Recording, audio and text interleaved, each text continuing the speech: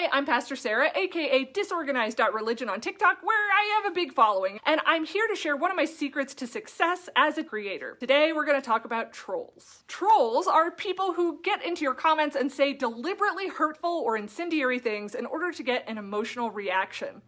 They may also duet or stitch your video and attack you directly or say rude things. You can deal with trolls in a few ways.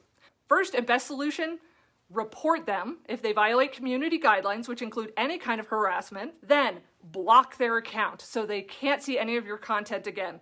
And then delete their comment. Don't get sucked in. Just report, block, delete, move on. If things get really bad, you can actually turn off comments on a video altogether. In addition, you can add blocked words in your settings, which keeps the same repetitive negative comments off of your videos. You can also approve block comments later if you want to go through them, scroll to the bottom of your comments, and if there are deleted comments, it'll say, do you want to approve block comments? And it'll show you what they are.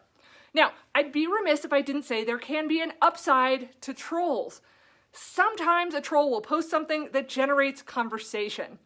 Be careful, it can get out of hand very quickly, especially if you start having followers that want to defend you. Things can get really nasty really fast. So again, best option, report, block, delete, move on. Another option, which is one I don't encourage, is to play the I'm smarter than you game and respond to nasty comments with wit. Trolling trolls is a proven way to generate engagement on your post. The downside, you become a troll in the process, which is probably a giant waste of your time and possibly may throw off your moral compass a little bit. Also remember that a majority of TikTok users are children. They are minors. Frustrating a child with mind games doesn't feel like the best use of anyone's time. So report, block, delete, and move on. Good luck, everyone. Do you think God could love a troll? A troll?